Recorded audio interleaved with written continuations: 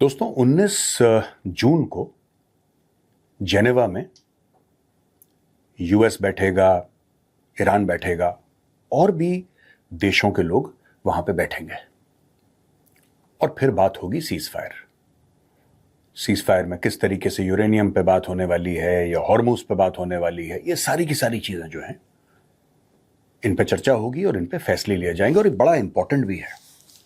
आज के वीडियो में मैं आपको यह बताऊंगा कि किस तरीके से Qatar came to play a very serious and a very consequential role. ये बहुत जरूरी है, लेकिन इसके पहले मैं चाहता हूं कि आप ऑडियो सुने जरा। पाकिस्तान के सीनियर डिप्लोमेट हैं, टेलीविजन पे रोज आते हैं, शौक भी है उनको टीवी का, अब्दुल बासित। तो अब्दुल बासित जी क्या कहते हैं इस पूरे मामले में, जरा उनकी बात सुनिए। अब जब भी ये जेनीवा में शायद अगले हफ्ते हो ही जाए तकरीब MOU की, जिसमें शायद हमारे प्राइम मिनिस्टर, फील्ड मार्शल वगैरह, तुर्की से लोग, फॉरेन मिनिस्टर या और भी कतर, सऊदी अरब, UAE, इजिप्ट, जॉर्डन, इन तमाम ममालिक के भी रिप्रेजेंटेटिव्स वहाँ मौजूद होंगे। लगता तो यही है। तो अब उसको नाम क्या देते हैं, क्या वो इस्लामाबाद डिक्लेरेशन होता है? ये भी एक मुश्किल नहीं लगता है, तो मुश्किल, लेकिन काम तो सारा हमने किया ना जी। वो आखिरी वक्त में कतर ने आके थोड़ा बहुत जम मारी अंदर, लेकिन जो स्पेड वर्क है, सारी कहानी तो हमने की। ऐसा ही तो मुनासिब तो यही है कि उसको इस्लामाबाद डिक्लेरेशन कह दें। तो बेसिकली पाकिस्तान में ये रोना शुरू हो गया है कि ये कतर कहां से आ गया बीच में। सारा काम तो हमने करा, हमने ये करा, भागे फाइल लेके इस कमरे में उस कमरे में। बेसिकली दोस्तों, जो ख्वाजा आसिफ ने बोला था बिल्कुल सच बोला था। ख्वाजा आसिफ का ये डायलॉग भी सुन लीजिए आप। मैं अभी अपने फोन पे जो है यूनाइटेड नेशंस में तकरीर की हुई है हिलरी क्लिंटन, उसने सब कुछ बयान किया हुआ है। वो इस पे चलाएं इसके ऊपर कि किस तरह पाकिस्तान को उन्होंने इस्तेमाल किया। लैंडमार्क तकरीर है उसकी, और वो किस तरह एक टिश्यू पेपर की तरह, टिश्यू पेपर तो फिर भी टॉयलेट पेपर की तरह हमें छोड़ गई यहां पे। Pakistan has been used by the Americans like toilet paper. और ये पाकिस्तानी है कि बाज नहीं आते, इनको अच्छा लगता है कि कोई टॉयलेट पेपर की तरह इनको इस्तेमाल करे। मैं ट्रोल करने के लिए नहीं कह रहा, I am just repeating the words of Pakistan incumbent defence minister, जो आज की तारीख में डिफेंस मिनिस्टर है। वो कहता है कि पाकिस्तान का इतिहास है टॉयलेट पेपर की तरह इस्तेमाल होना, तो इस बार भी पाकिस्तान इस्तेमाल हुआ है टॉयलेट पेपर की तरह। अब मेरा जरा आप एक वीडियो देखिए, पुराना छोटी सी क्लिप है। मैं ये चाहता हूं कि आप इसको देखें। ये 9 मई की क्लिप है दोस्तों, 9 मई की। जरा क्लिप देखिए। ये खेल जो है ना, कतरियों का खेल है, ये पाकिस्तान के बस का खेल नहीं है। ये जो सुलह करवाना, diplomatic efforts, the Qataris are past masters of diplomatic efforts. They have been hosting these kind of talks. In fact, they hosted the talks between the Taliban and the Americans, the Doha Accords, very famous Doha Accords, जिसके तहत Afghan Taliban actually वापस काबुल में power में आया। वो Americans ने sign करा था कि आप आइए वापस, तो आ गए वापस, उन्होंने भी साइन करा।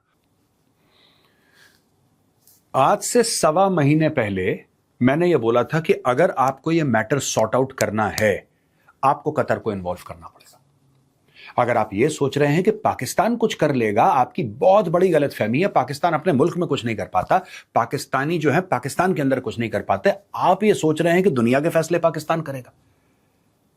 अच्छा, फिर धीरे धीरे क्या हुआ कि सबसे पहले ईरान से हल्की फुल्की, ईरान ने कभी पाकिस्तान को आइसोलेट नहीं करा, पाकिस्तान को on the face of it बुरा नहीं बोला उन लोगों ने, लेकिन कहीं ना कहीं ईरान के अंदर एक छटपटाहट सी थी कि ये लोग जो है ना पाकिस्तानी, ये डबल गेम खेल रहे हैं। अच्छा, सब लोग जानते हैं कि पाकिस्तानी मुनाफिक हैं, ये डबल गेम ही खेलते हैं। Everybody knows that. I mean, ये तालिबान से फायदा लेके अमेरिकन सोल्जर्स मरवाना, अमेरिका से फायदा लेके तालिबान वालों को जेल में डालना, ये पाकिस्तान की पुरानी हरकत रही है।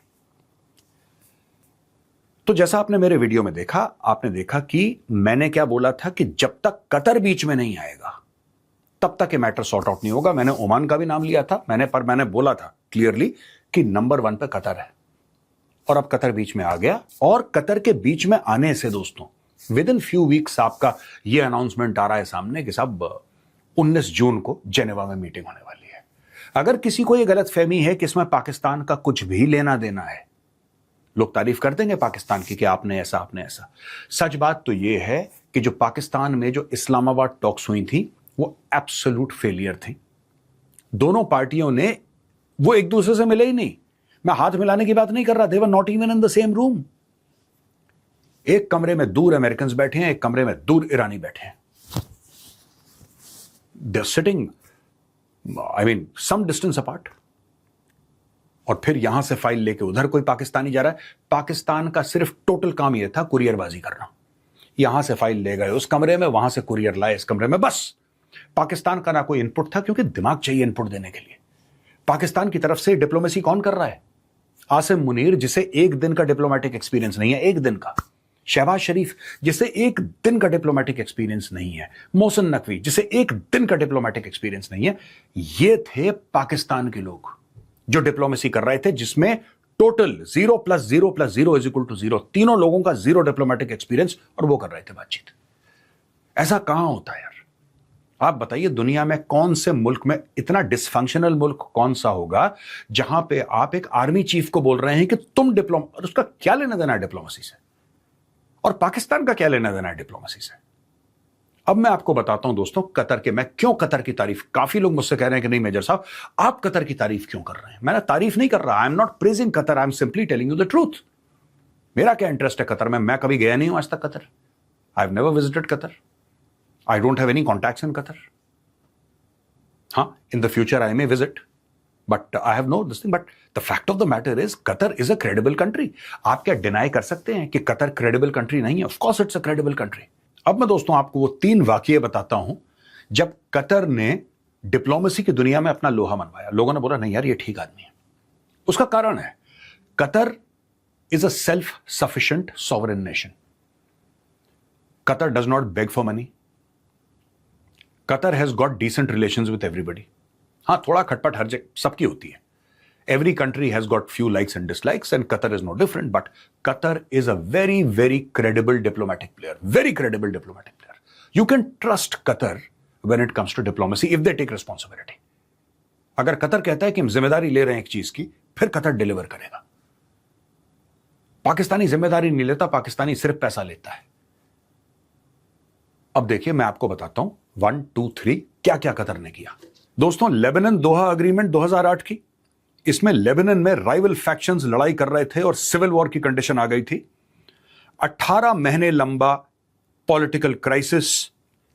इसकी जब सेटलमेंट हुई तो अकॉर्ड जब साइन हुआ वो दोहा में हुआ था, और दोहा कतर की राजधानी है।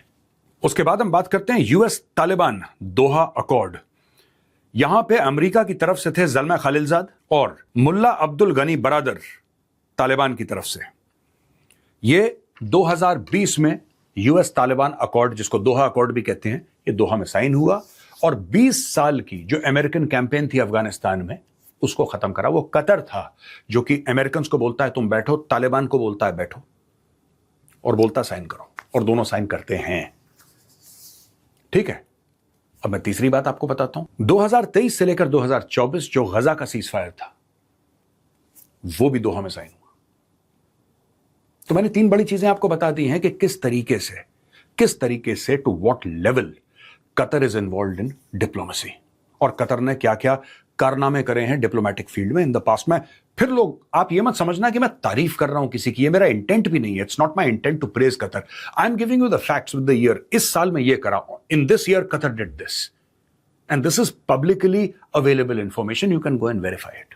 अब देखिए दोस्तों, कतर ने क्या मैनेज करा इसके लिए। Extended cease fire to halt immediate hostilities. जो हॉस्टिलिटीज हैं, इमीडिएट सीज फायर, ये कतर ने पहली चीज नेगोशिएट करी। दूसरी चीज, framework for nuclear talks including Iranian commitments to discuss handling enriched uranium. बहुत बड़ी बात, ये भी कतर ने मनवाई। तीसरी चीज, provision for reopening strait of Hormuz with sensitive language that allowed both sides to claim tactical success. देखिए ना, ये मैच्योरिटी है। This is Qatar's maturity. Strait of Hormuz को जब खोलने की बात हुई, Qatar knew the truth. Qatar played its diplomatic cards so perfectly that both the sides feel that they have won. और असली नेगोशिएटर यही काम करता है. जो नेगोशिएशंस होते हैं, जो नेगोशिएट करवाता, उसका काम ही है साहब, आप भी जीत गए, आप भी जीत गए. ऐसा नहीं कि एक हार गया और दूसरा जीत गया, फिर उसमें नेगोशिएशन की क्या जरूरत है? फिर तो जीत गया ना वो, फिर नेगोशिएशन किस चीज का? ये खूबसूरती है कतर के मीडिएशन एफर्ट्स की. और दोस्तों, चौथा, a phased approach to US sanctions, relief tied to tangible steps in negotiations. तो यहां पे किस तरीके से फेज्ड मैनर में आप जो ईरान के ऊपर से सैंक्शंस हटाएंगे, ईरान के ऊपर जो आपने बंदिशें लगा रखी हैं आप उनको कम करेंगे, और धीरे धीरे ईरान को किस तरीके से मेन स्ट्रीम किया जाएगा. जब पाकिस्तानी इस कर रहे थे, they created a mess out of it. The Pakistanis created, they shut down Islamabad for 15-20 days, पता नहीं, they just shut down their capital. Just shut down their capital, end of story. In the first round of talks, the parties which were supposed to talk to each other did not actually talk to each other. The second one was an absolute farce. Pakistani media report कर रहा है कि JD Vance अपने जहाज में चढ़ने वाले हैं, बस अपना होल्ड ऑल पैक कर दिया उसने, जा रहे हैं, बीवी ने उनके लिए पराठे सब्जी पैक कर दिए हैं, वो जा रहे. All that drama was happening on Pakistan television. In the end, nobody came. The Iranians did not reach. The Americans did not come. JD Vance did not come. And it was at that point in time when, एक realization हुआ Donald Trump को.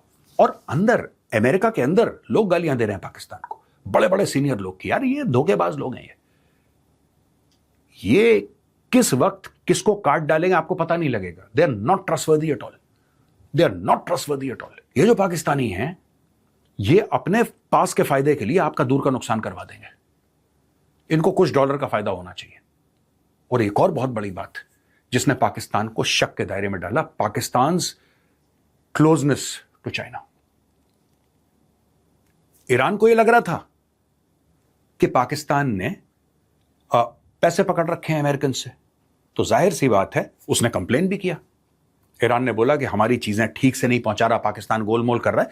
Iran के मन में यह शक था कि भाई जो पाकिस्तान है उसने अमेरिकन से पैसे खाए हैं, वर्ल्ड बैंक से, हर जगह से पैसे खाए हैं, वेस्ट से, राइट? तो हम पाकिस्तान को ट्रस्ट नहीं कर सकते. वहां पे अमेरिकन क्यों नहीं ट्रस्ट कर रहे थे? भाई अमेरिकन ट्रस्ट नहीं कर रहे थे, इसीलिए तो सेकंड बार इस्लामाबाद में टॉक नहीं हुई, दूसरी तीसरी बार अभी जेनेवा में हो रही है. कतर कहां से बीच में आ गया? अगर पाकिस्तान इतना बड़ा 30 मार खान था तो why was Qatar allowed to do it, and why did people request Qatar to do it? सोचने वाली बात है. तो जैसा मैंने बोला कि ईरानियों को यह शक था कि पाकिस्तानी जो हैं, they are on America side, ये हमें बिट्रे कर देंगे. अमेरिकन को यह लगने लगा कि the Pakistanis are on the Chinese side, ये हमें बिट्रे कर देंगे. तो लड़ाई किसके बीच में हो रही है? ईरान और अमेरिका के बीच में. और दोनों ही पाकिस्तान पे शक करते हैं, लिहाजा फिर बोला गया. और मैंने 9 मई को बोल दिया था, ये पूरे वीडियो का जो लिंक है ना डिस्क्रिप्शन में है, आप जाओ और आप देखो, आप जाके देखो. मैंने 9 मई को बोल दिया था जब तक कतर नहीं आएगा मैटर सॉर्ट आउट नहीं होना. और अब कतर आ गया, मैटर सॉर्ट आउट होने वाला है. मैं ये नहीं कह रहा कि सब कुछ ठीक होगा 19 तारीख को, और 19 तारीख को दूध की और शहद की नहरें बहेंगी, ऐसा कुछ भी नहीं है. ऐसा कुछ भी नहीं है. The summit may be successful, it may be a failure, nobody knows. Currently it's 50-50. वहां पे पाकिस्तान का भी प्रेजेंस होगा, साइडलाइन में और भी देश होंगे, पाकिस्तान भी होगा, नो डाउट.